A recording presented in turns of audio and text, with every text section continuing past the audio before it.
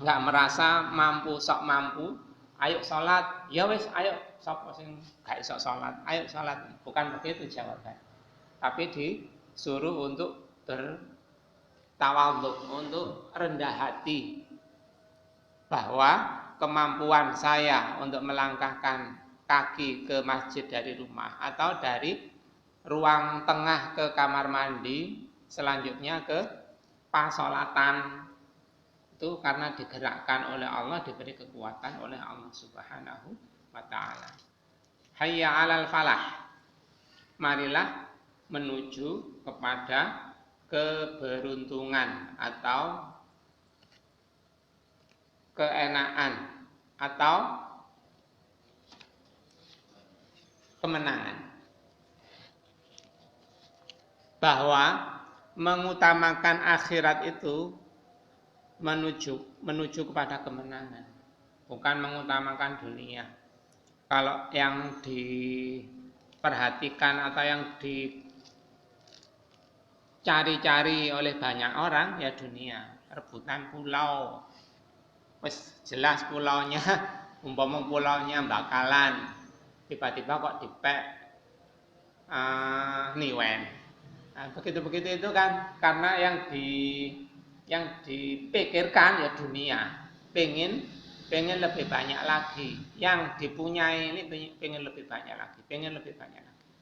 Nah, sejak dulu umat Islam dan seluruh manusia diajarkan bahwa keberuntungan itu ya akhirat itu. Walal akhiratu khairun wa abqa ya. Apa itu? Khairun lagi yang lain, walal akhiratu khairul laka minal ula. Akhirat itu lebih baik kepadamu, bagimu daripada dunia ini. Yang diperhitungkan, yang diperebutkan ini keberhasilan akhirat. Dan seringnya orang yang memperhatikan, menomorsatukan akhirat itu, dunianya ya katut, dunianya ikut mendapatkan kebaikan. Ya, seperti orang menanam padi itu, insya Allah akan ada rumput. Tapi kalau menanam rumput nggak mungkin tumbuh padi. Akhirat juga begitu.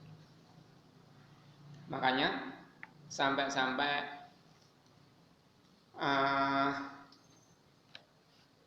ayatnya wabtawi fima atakallahu daral akhirah. Apa itu? Rengkuhlah, ambillah yang diberikan kepada kalian, yaitu darul akhirah. Wala tansah, dan jangan lupa, sekedar jangan lupa nek eling atau nek sempat ndolek dunia.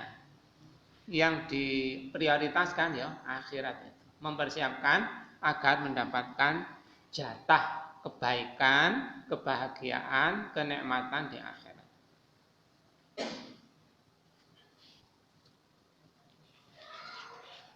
Menuju kemenangan ini juga disarankan, dituntunkan untuk menjawabnya dengan la haula wala quwwata illa billah. Tidak ada kekuatan, tidak ada daya dan upaya selain dari pemberian dari Allah Subhanahu wa ta'ala. Terakhir, dan ketika waktu sholat subuh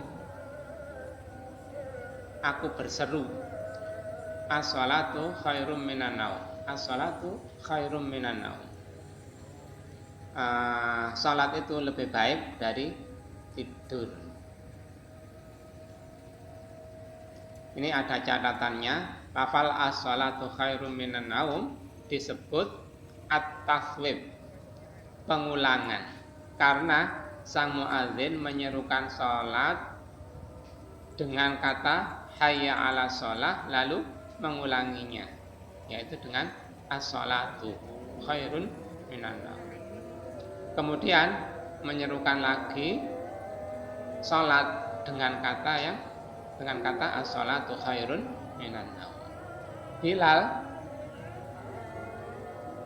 menuturkan Rasulullah Sallallahu Alaihi Wasallam memerintahkanku untuk melakukan at-taswib dalam sholat subuh. Nah, begini ini Bilal menyampaikan kepada orang yang lebih muda, yaitu para tabi'in atau muridnya Bilal itu, juniornya tabi'in. Tabi'in menyampaikan terus sampai ditulis oleh Ibnu Majah. Dan dalam Ibnu Majah, Sunan Ibnu Majah diurutkan hadis itu nomornya ke 715. Kalau dulu hadis itu nggak ada harokatnya, nggak ada nomornya, nggak ada apa namanya, klasifikasi bab-babnya itu nggak ada. Terus kadang memang penulisnya memang mengklasifikasikan, kadang diklasifikasikan oleh ulama setelahnya. Ulama lain setelahnya lagi diberi nomor agar lebih mudah untuk mengingat-ingat. Seringnya begitu. Al-Quran itu dulu ya nggak ada harokatnya, aslinya nggak ada. Akhirnya diberi harokat agar orang yang jauh waktunya, jauh tempatnya itu bisa membaca. Terus akhirnya dibuat ilmu tajwid. Bagaimana cara membacanya ini. Saya tadi menjadi makmum orang.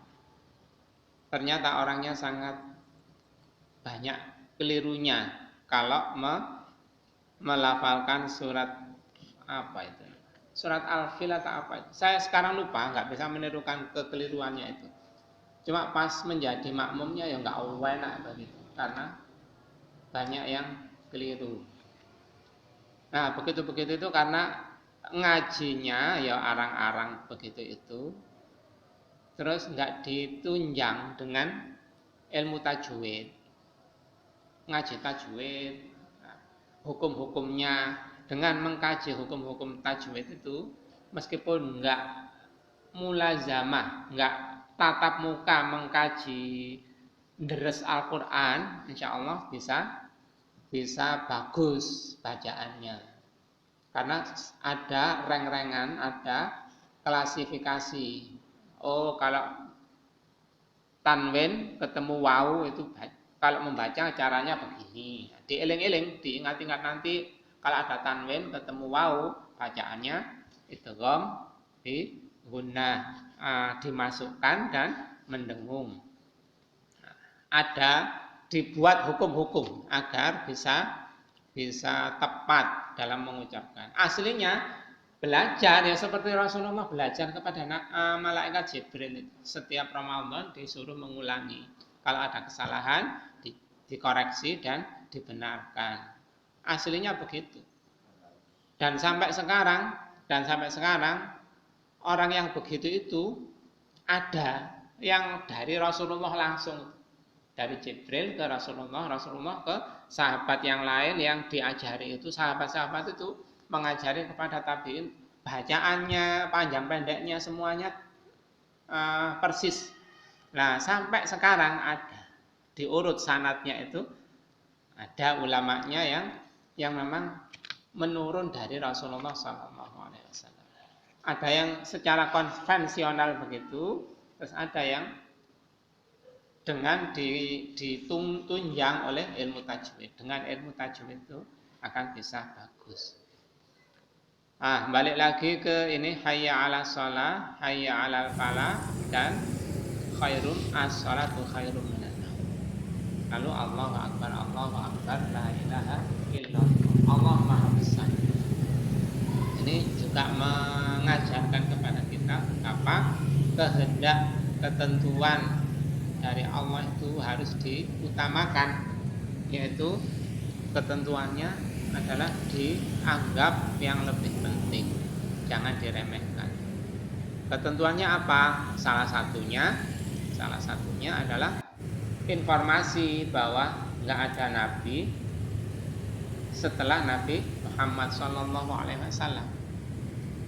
Makanya khatib atau penceramah itu salah satunya yang dibaca di pembukaan ya, sholawat kepada Nabi Muhammad SAW, alladzi la nabiyya ba'dah. Kan gitu, ada kata-kata yang tidak ada nabi setelahnya.